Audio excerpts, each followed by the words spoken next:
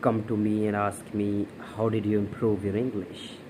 And I wonder, when I used to ask this question to a lot of people, and each and every one of them gave me the same list of instructions that I give to others, or everyone will give you if you go and ask them. So, what is it that is really needed to improve your communication skills? And I remember back then in 2013 or 14, I literally could not speak a single sentence, and it was really hard for me initially.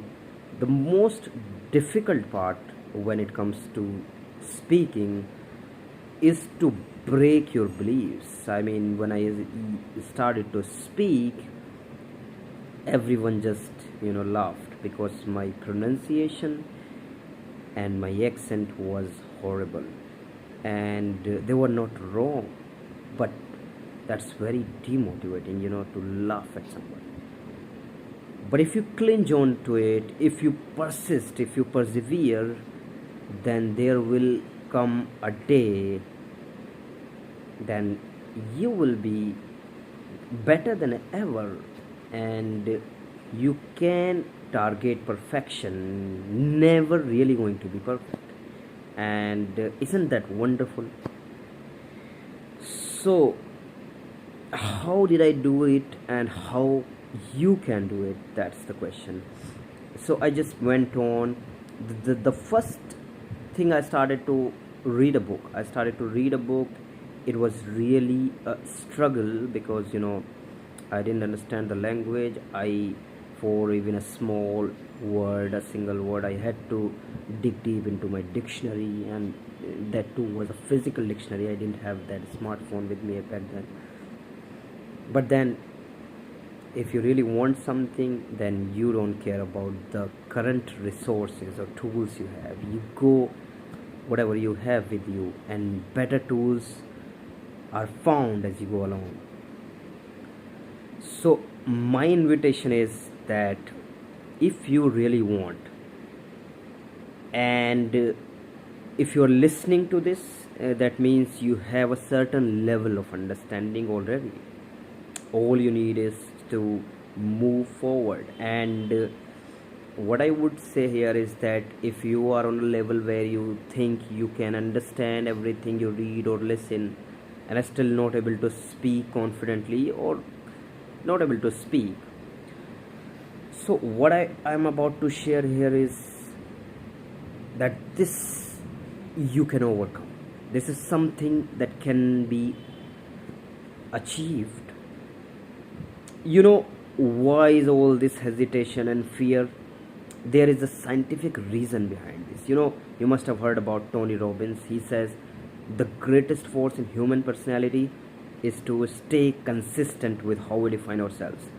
So you are someone who define yourself as you are not able to speak, and that's why all this resistance whenever you go and speak, because our mind is a 2 million-year-old device that is designed to keep us alive. So whenever we move into an unknown terrain or do something that we have never done before, there is going to be an enormous fear.